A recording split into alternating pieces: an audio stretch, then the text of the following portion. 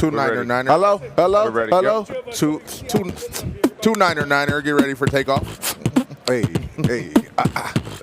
Yo, my name is Clint. Yeah. I like to eat food. I like to eat food when I'm chilling in the hood. Yeah. From two niner niner. Get ready for takeoff. So we are here at Summer League Film Festival, AKA the Summer League, here in Vegas. And I got the livest group with me, man, the team, the Sports Collective team, the Hidden Empire Sports Collective team. And we wanted to take a moment just to have some easy conversations about what we're doing here, man, and how we are essentially leading the charge in the sports and content space in a very real way. Obviously, this whole group kind of came together over the last couple years here, first with myself and Roxanne and our core team, working on movies, film, and television, and documentaries, and all those things at Hidden Empire Film Group. But then very quickly, just as a former athlete, along with my brother, who was a former NFL player, along with Omar and the whole team, we just started noticing at a very early time that we were getting a lot of sports content.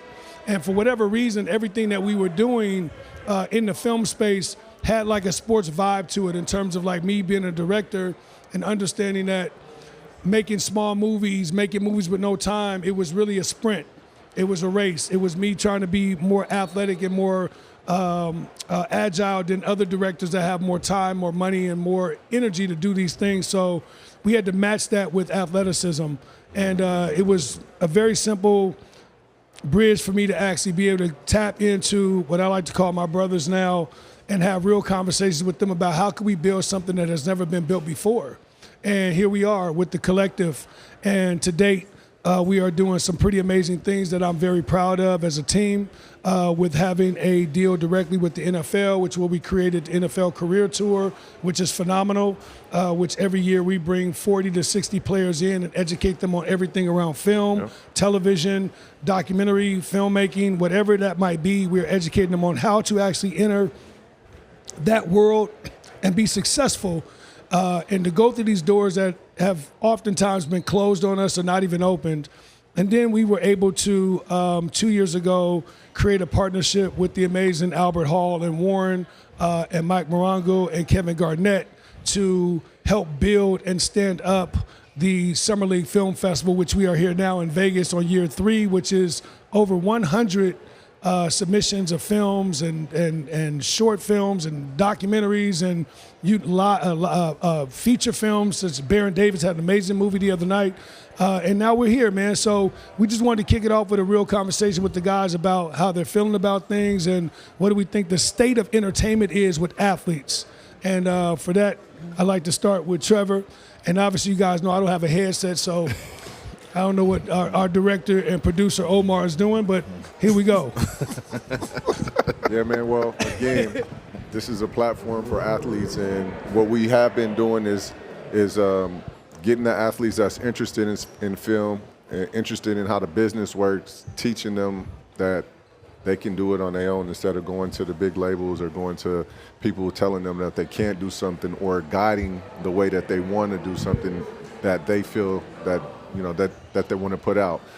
Being here so far, we've been able to create things that haven't been created, like we said, and also just having our own mind and doing it ourselves, putting in the work, learning the business, and being able to get out here and show the world our world from our eyes. And that's been dope. It's been great. We've been able to bridge the gap between different athletes from all walks of athletics, and it's been fun. It's been great, and to be able to be here at the Summer League, one of the things that I was able to play in 20 years ago or whatever, however many years ago, when I played here, to be able to be here in just a different lane is special, and I'm happy to be here to be able to show my art from a different perspective. So and just kind of bringing it full circle, man, Glenn, we go all the way back, man. We share a really dope experience, which I was telling people before, which was me and you actually really truly met on the set of Power. Shout out to 50 Cent, man, who allowed me, him and Joe Sikora to come shoot the season finale of Power. And on that set is where I walked in the room and met you, which you was playing an amazing role at that time. And we had a very, very good conversation about artistry, filmmaking, acting, what that means. And at that time is when I learned that you had a really, really big hunger for doing this. And you had already made a couple of movies yourself. Yeah, I've always had one foot in and one foot out, right? Because of the sports world, and having to really focus on my craft as an athlete. But then when time started to like, hey, I got to do something else, right? And so I wanted to get back to my true self because really basketball is my second love, right? I was a theater major in college and also went to Full Sail, when I was in Orlando. So I've always wanted to be a part of the film world in some type of way, right? As you see, as a player, I was an entertainer, right? A natural entertainer on the court, and so, I wanted to make that transition over, and 50 gave me that opportunity. I started doing Shameless. I did Lincoln Lawyer, and 50 didn't believe me, and he gave me the opportunity to do Power. But as an athlete, and this is why I love, joining the collective, because, giving athletes a safe space to be able to create. I think that's one of the most important things, right? We go from one profession to another, and we need to learn. And I think that's what the collective is all about, being able to teach an athlete about how to insert themselves from A to Z, right, in this film industry and being safe while doing it, understanding, every aspect of it. And so that's what I love about the NBA Summer League Film Festival. It gives guys a chance to come over here and be creative. You know what I mean? Us as athletes, our stories are crazy. So being able to have a place where we can tell our story, or someone really sit down and truly help us tell our story is an amazing thing, And so, my love from acting has now just went to a whole nother level, from being behind the camera, creating, and now I'm 2 feet in instead of one. Yeah. And so now here's a new life. Feet in too. Here's a new life for me. Here's a new life for me, and I just really appreciate the opportunity, Dion, to be able to be here and be a part of something bigger than self. Yeah, absolutely, man. Just being on this journey with Dion for so long. We've been in this business for 20 plus years. When I was playing in the NFL, we started doing movies in the film company, and every off season I would come out and I would jump in, whether we be in production or I had little bit parts here and there. But the love for movie is something we grew up with as kids. Like that was our escape, right? When you don't got a bunch of money or whatever, and you sneak into the movie theater, State Theater, shout out to Sacramento, and you can get a little bit of escapism. So as we grew and had an affinity for film and making film and being athletes, we looked at making film and being in film a little bit different than someone who didn't have an athletic background. Number one, the need for teamwork, right? If you're making micro budget films, everybody has to be on the same page. No one can go rogue because you don't have the money, to clean up a mistake. Yep. So just understanding what it really takes for sacrifice and no ego to be a part of a team. All of us were athletes at a very high level, and so when we're on set or when we're developing, there's no ego in the room, right? Everybody's idea, it's valid, and that's the thing I think that makes the sports collective what it is and special for athletes, because like you said, Glenn, they can come to a safe space where there is no judgment. There is no judgment. There are no dumb ideas. They're just ideas that need to be developed a little bit more, and this is the place to do that. Absolutely. What say you, Lionel? What say you? What say you, Lionel? No, I mean, just to piggyback off what he's saying, I mean, it's been a great journey, just trying to help build this, but then also help educate ourselves as well as educate others through this path and through this thing that we're trying to build out from, the hardwood to the Hollywood. And I think it's been a good thing. I mean, we've been able to show so far that, we don't have to wait on anybody. We're not going to wait on anybody. We're going to blaze our own path, and, you got to get with us or get left. I mean, it's really that simple. Yeah, you know what I think is interesting? Just, as this thing is turns more into a conversation. I think what also I've kind of learned over, probably being the elder statesman in terms of doing this and the longest running person doing this, I believe, as an athlete. The one thing that I've learned that you have to understand as an athlete or a former athlete is you have to build the plane while you're flying it. And that's part of the whatever. You guys hear something? No, I just hear somebody just like woofing in the thing. You got it. That's hella funny. He is punishing the mic. You have to build a plane. You have to build a plane while flying it, meaning that what a lot of people don't understand as athletes is you have a couple of situations that you could fall into which are very interesting. You could either go be work for hire. You could step into a business that is already set up, that they say, hey, Trevor, hey, Glenn, hey, Lionel, hey, Ephraim, you guys come here and work here. Here's the check you're going to get. Here's what you do. You go out in the field, you work on this, you work on that. You might read a script. Or you have the ability to actually go create something that has never been created before. And what that has to take is sweat equity. That has to take a different type of energy that most people don't want to do. I was having this conversation with Ephraim yesterday, which is a lot of people don't understand what it means to bootstrap or build a company. To bootstrap and build a company means that oftentimes there is no money, there is no savior, there is nobody coming to help you. You actually have to go do it by yourself.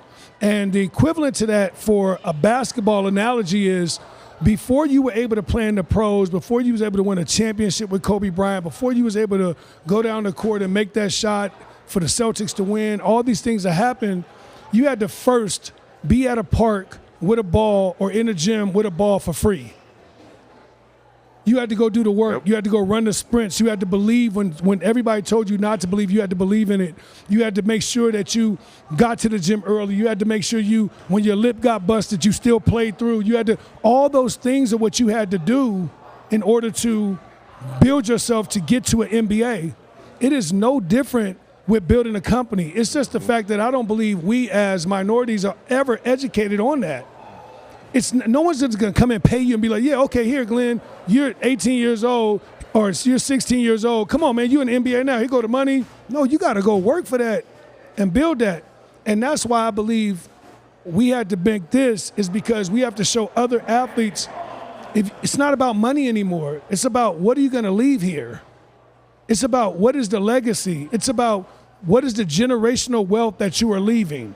Because the money can go away. We've seen that numerous times with many athletes, many circumstances can happen in your life that takes those things away. But the reality is, what IP are you building that will withstand the test of time? Did you make Tesla? Did you make Burger King? Did you create Foot Locker? Did you make a CAA? Did you make a WME? Like, what did you do? Mm-hmm. And that's why we're trying to do this right now from an athletic perspective to say, no, man, look, we actually got a leg up because we can touch capital in various ways. You could touch $2,000 or $3,000 to put that into something. You could be Trevor and be like, yo, I got a really dope idea around my documentary. I'm going to put $50,000 behind myself and believe in it. Or Teosha, I'm going to take $20,000 to make my own thing. Or Dion, I'm going to go find the first $1 million by friends and family and put together $1 million to make my first film. This is what this is all about. So speaking to that a little bit, you know, I wanted to go back to you for a second, Trevor, because you just finished an amazing documentary, or you're in the middle of it with your partner, and you've experienced a lot of stuff as an athlete stepping into a filmmaker world. Mm-hmm. What is the biggest thing that you believe you've learned in this process? The biggest thing that I learned is that, honestly, it's really just about going out there and doing it, man. You know, all the mistakes that you can make is they're all out there, but how do you learn or how do you get better if you don't make those mistakes? How do you prepare to make a last-second shot if you're not going through the motions to do that?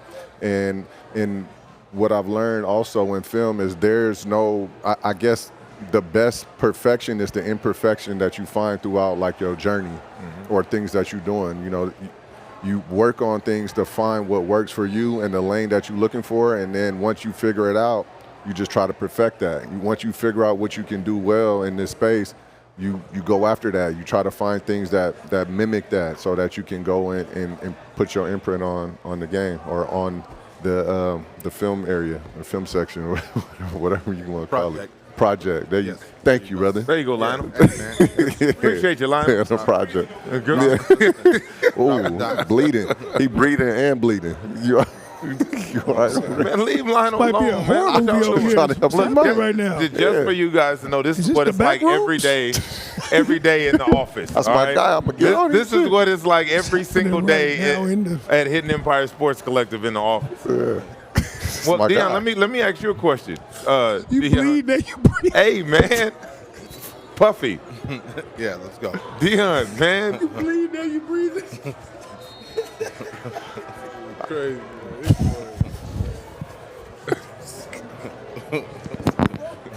We trying to be professional here, man. What I want to ask you is why the Sports Collective? Why now? Why take on the mantle? You've already had a successful film company for the last 20 years in Hidden Empire Film Group. Why bring in athletes and teach them what you learned the hard way in terms of ownership and making films and believing in yourself? We see it now, the wave, but you've been on this for a couple years now, way before the wave of sports and entertainment colliding. That's a really good question, and I'll try to answer it without being. The short answer of it is I'm tired. I'm tired. I'm extremely tired and exhausted. I've been doing this for 20 years.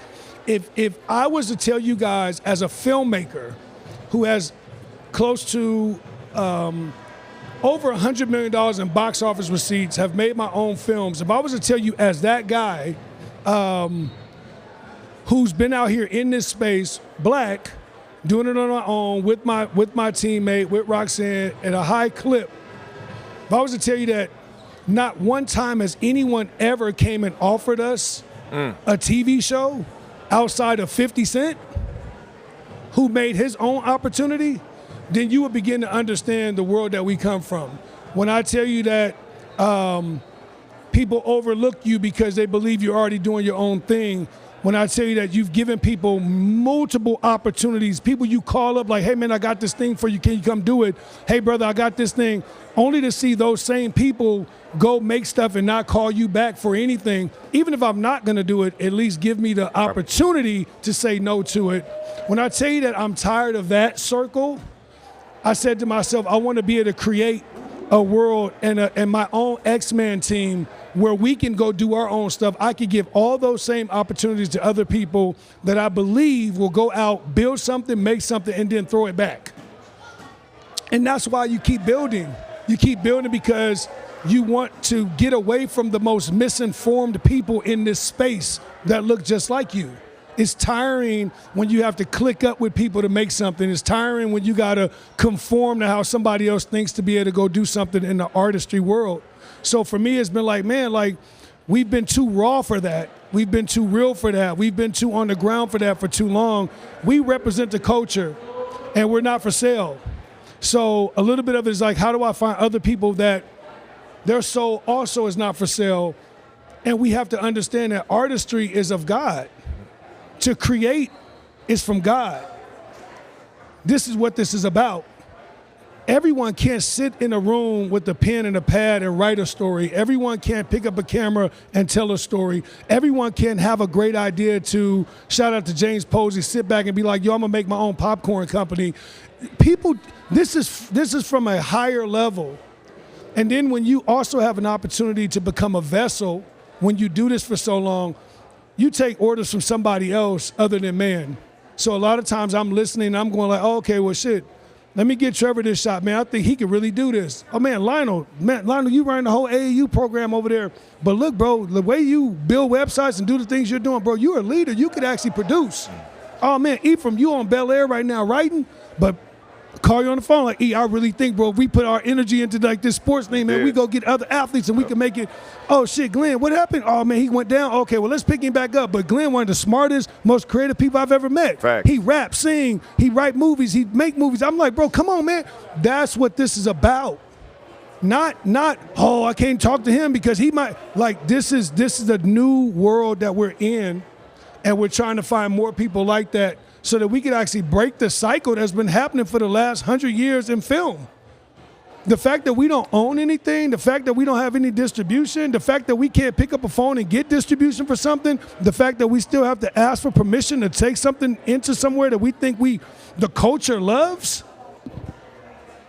That's crazy to me still. Like I get really upset by it that Trevor could be telling a story about his life and his father and him coming from another country, from Turks, and building this whole world, and yet with it on paper, with the group of us behind it, with everybody saying, yo, that's a really good idea, guess what Trevor has to do? He still has to go to his wallet, take his own money out, put it in there. When we turn the TV on, we see shit that don't even make no sense. Right.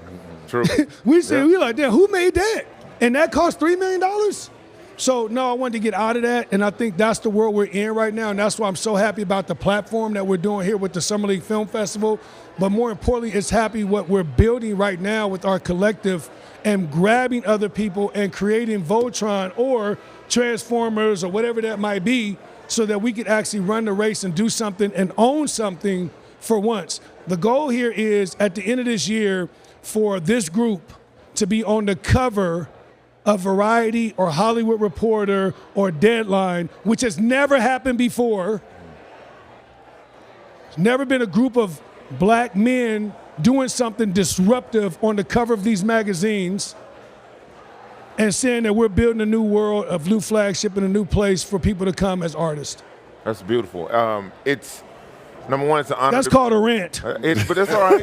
But it's a good rant. Sometimes you got to rant, right? Sometimes you got to rant because before this, this doesn't exist. Where does Glenn go, right? Where does Trevor go? Where do I go? I was in the studio system. You call me.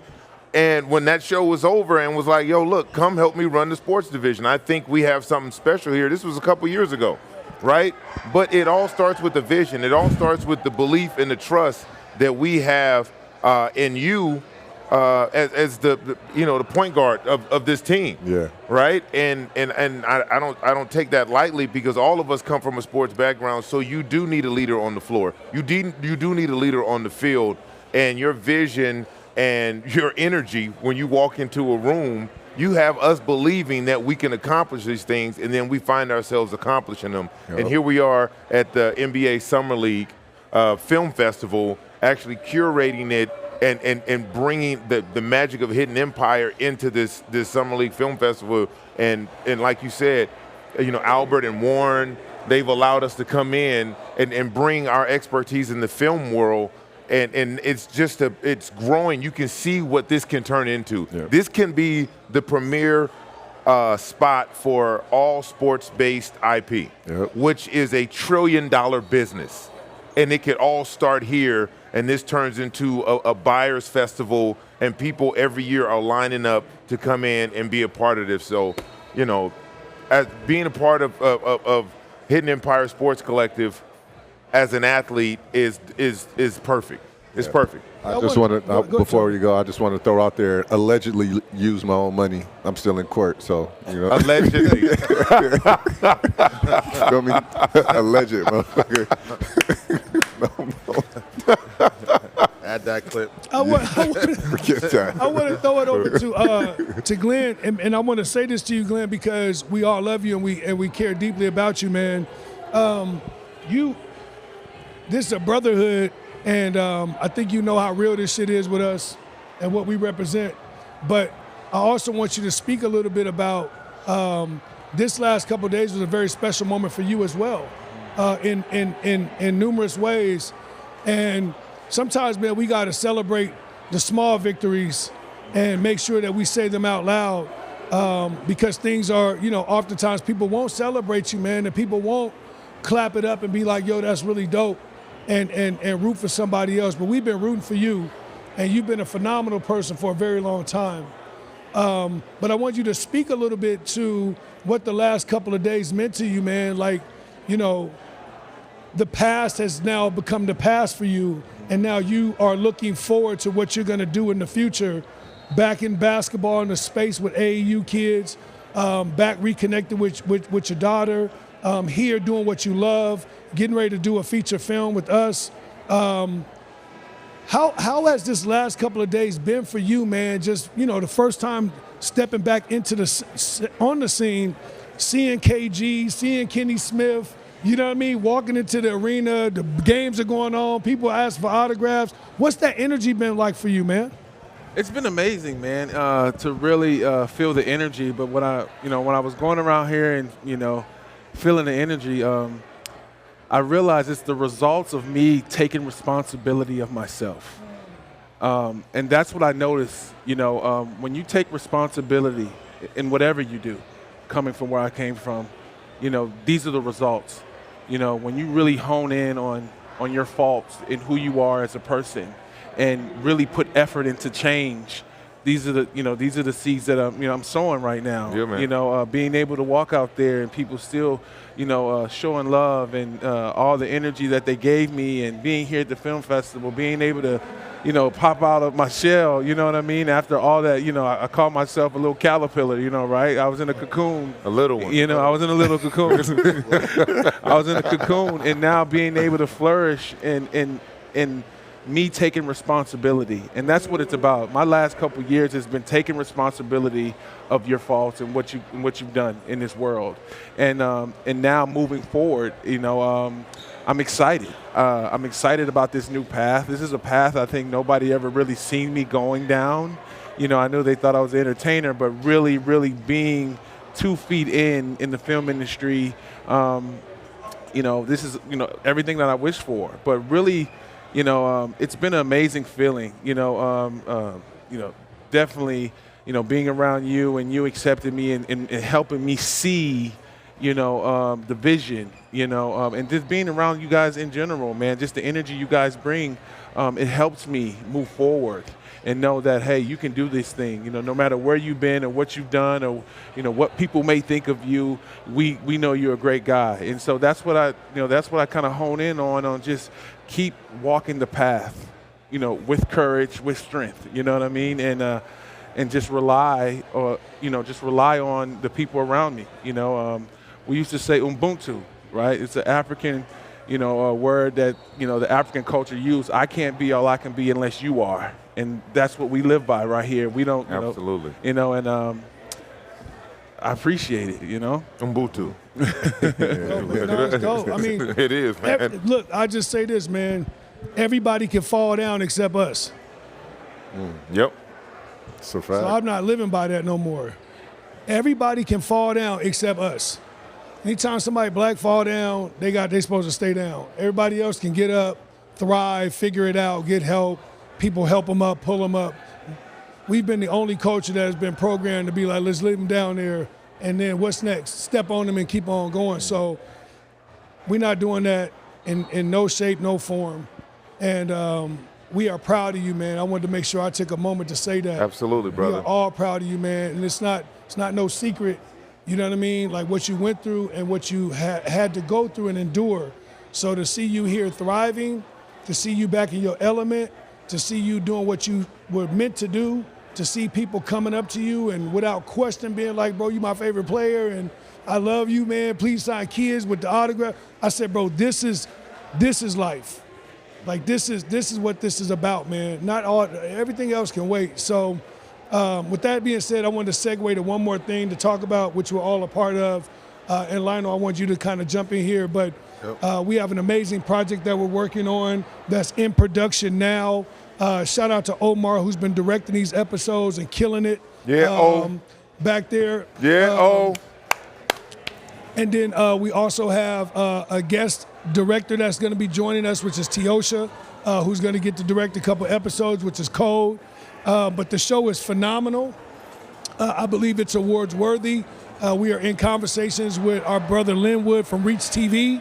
Hopefully we'll get Reach involved with this in a real way. But we believe we have the basketball show of the year, which is entitled I Am Hoop, which I believe has all the elements of drama, thrills, chills, it absolutely has captured me losing my goddamn mind around my son last week at Peach Jam. I know, and all the players that are involved, myself, Trevor, Glenn, Lionel, Ephraim, Matt Barnes, Zebo, Demetrius Spencer, Dante Jones, everybody that has come together for season 1, Marcus Price, which is an amazing show that is following fathers with their sons in the midst of AAU basketball or basketball in general. But more importantly, what makes the show different and unique in every way possible to basketball is this is not hoop dreams. This is not about kids making it to the NBA. This is not about if you don't do this, you don't eat. This is guys that have made it and are found success in their own lives, but have utilized basketball to educate and teach their sons life.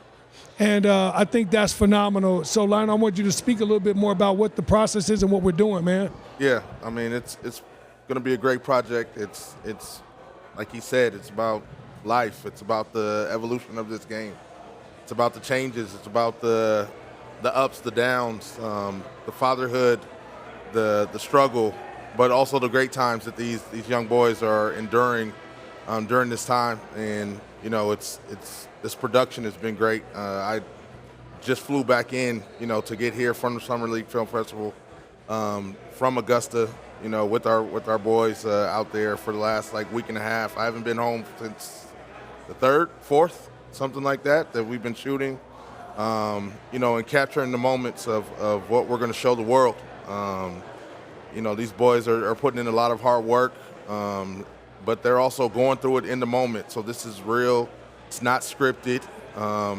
You can't script them making shots, missing shots, and the tears and the joy and also with these men with their sons and what they're giving to them. That a lot of us didn't have growing up, and putting them in positions to succeed.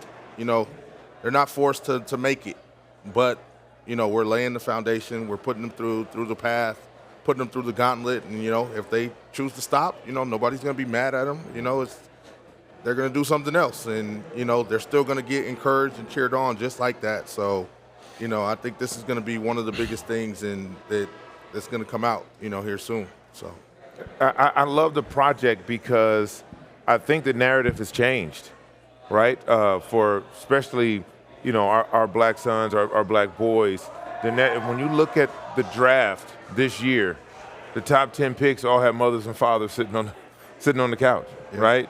The days of, single parent household and low income and not having, support and like you said, Dion, it's not about I have to play basketball, I have to go to the pros to eat, right? The thing that you miss in that, if that's your motto, if that's your goal, you miss the life lessons, right? Like we were able to play professional basketball and football, right? So we did something most people aren't able to do. Well, our kids are benefiting from the knowledge of that, not the fact that they have to do it as well. Mm-hmm. Now, if they want to and want to go on and succeed and get to that level, that's fine. They'll have all the information and all the tools to do that.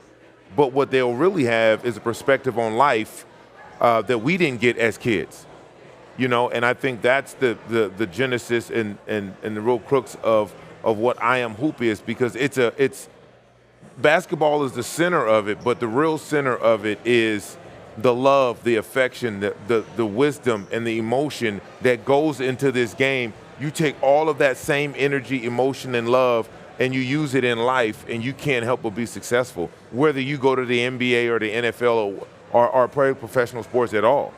Yeah, Trevor, what would you, if you had to throw out one thing, and you're a very spiritual person as well, if you had to throw out one thing that basketball has taught you in life, like one lesson, what would that be? Man, there was so many lessons in my career and learning life through basketball, but the thing that stuck out the most to me is the way you do one thing is the way you do everything. Wow. So if you got to run sprints and you got to run suicides and you miss the line, who's to say, like, when you're behind your desk or you're doing your job, you're not going to look over on somebody's paper and try to take their answer. You know what I mean? There's no substitute for the work that you put in on your own, or completing the task that you know you need to complete to get to the next level, or to improve your game, or to improve just from the beginning of the season to the end of the season. There's no substitute for hard work, and also never get too high or too low, because through life is long, you know, through a lesson there's a message, and also just, you know, staying even keel is the best way to try to move throughout life, because it's not always going to be great, it's not always going to be bad, but in the middle of the great and the bad, there's a lesson to be learned, and you can translate from the court into life. Yep. You know, when I think about that, I would have to say, when opportunity is knocking, don't be asleep. Ooh, That's Right. a good one. that's a bar. When opportunity is knocking, don't be asleep, right? Be prepared for those moments, because they're gonna come. Yep. You know, when I think about, you know, 2010 in the finals, I wanted to help my team in a major way, and the opportunity came, and I remember all the shots that I were making were the shots that I were preparing for when nobody was watching. When nobody was watching, I was alive. I was up and awake when they started knocking at that door, and those moments opened the door for so many other things, right? Playoffs. The play wasn't even ran for me, and I hit a game-winning shot against Orlando, right? It's so funny because Orlando is the one that gave me the big contract, right? That's how it go. You know, Yep. so, you know, when you think no one is looking, the basketball gods are looking. Everybody's So looking. don't feel like, oh, I'm not getting my opportunity, he doesn't understand me, you know what I mean? Or the coach doesn't get this, the coach don't get that. And, you know, and that's how I feel about everything. Don't be asleep when the opportunity comes. So you got to really put your work in, right? You got to put your work in no matter who's looking, Yeah. right? Believe in yourself, and the rest is, you know, is up to you, you know? Final, what is the one thing that this game has taught you? I mean, I think for the most part, you know, there's two sides to this. I mean, you can be a player, you can be the business guy, and you know, I've just learned, you know, through this game that, you know, the educational part of, and the impact that I've had on a lot of these young men and these young kids, you know, through their journey. I mean, just helping them get through, whether it be academically, athletically, things like that. There's a space and there's an opportunity for everybody. I mean, a lot of these kids have to take different paths, whether it be JUCO, NAIA, D1, D2. I've seen a bunch of guys get to the NBA and be in and out, and you know, but I think right now, just the impact of what we're all able to instill in these young guys now is really the biggest, you know, challenge and the greatest, like, victory for us all.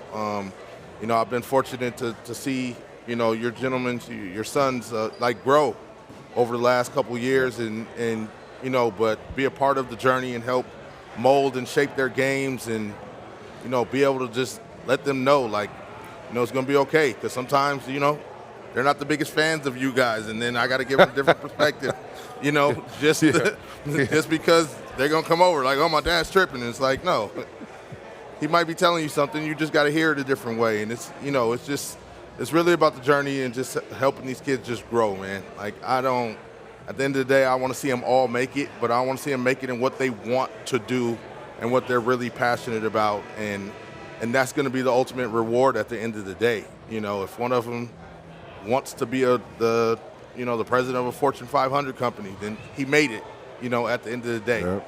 And, you know, that's what I want to see. That's what I want to keep pushing forward. That's what I want these kids to strive for. And, you know, I think that's what this whole show and this journey and everything is really about, you know. Yeah, I think it's important. The biggest thing being a dad and being a sports dad and being part of this project has taught me is patience, right? You have to have patience. And speaking from someone who is a dad and who's a coach who sees a lot of kids, and you're like, you have to have patience with your son or with your daughter, because everybody's on different paths. Everybody's progresses at different rates, and you have to know who your child is. You have to know who your son is, because sometimes we can be impatient. Well, you should be doing this by now, or you should be doing that by now, and just watching and letting them grow and being patient for them to really understand, just surrounding them with the right people, with the right mentors, with the right voices, and not just all talking about basketball, but in life. Like the great thing about this group is all of us feel safe with our children being with each other, right? Mm-hmm. If you have something to tell my 12-year-old, I'm okay with it, right? I'm okay with that. If you have something like, that's what this community is about. Mm-hmm. That's what I Am Hoop is about. It's about the community and the spaces that we're all in, and the trust that we have in raising these kids to give them the best life they can possibly have, and for them to take ownership of their lives. The thing I would be additive to this conversation about is, I would say pain is temporary, and being able to not lose yourself while in pain is something that I believe you can learn through this game. You're going to have trials and tribulations. You're going to have good coaches, bad coaches. You're going to have moments that you don't make shots. You're going to have moments that you get cut from a team. You're going to have people that you run up against that are better than you. The reality is, through all of those things that you experience through basketball, those are painful situations, but you have to stay constant, and you have to understand how to actually still be able to exist in those moments and get better. And life is the same exact way. You're going to have things that come. You're going to have legal matters. You're going to have bills. You're going to have rent. You're going to have car notes.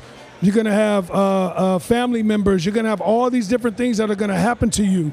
No matter what, it's going to happen to you. But you cannot become those things. You have to stay constant in who you are and understand pain is temporary. That's the one thing that I would add, and something that I'm trying to instill into my son, which is what I've started telling him, which is next play. I live by that in a film, as a filmmaker. Next play. Damn, that didn't go right. Damn, they didn't select you. Damn, that movie didn't get made. Damn, you messed up on that. Next play. Like, what's next? Because a lot of times people spend their lives looking in the rearview mirror at what happened or what they did, and then you crash. If you're on the freeway and you're looking in the mirror behind you, you not being able to drive. That shit is in the past, man. Like, what's next? What's next? How do we get better? How do we not miss the exit next time? You know, so pain is temporary, man, which is something that I believe the game taught me. You know, it's a big lesson, you know, based on the fact that I believed that I had everything that I'm supposed to have to play on that court behind us, except I did not have the right foundation to do those things, you know. So at this moment, it's like, man, I didn't get blessed with that, but I got blessed with this. So all these things go into the game of basketball, which is what makes I Am Hoop so amazing. So with that being said, we just want to tell everybody here at the Collective, from us to you, please be on the lookout for what we're doing, man. We're doing the dopest shit in the world, period, hands down, with the dopest executives in the world.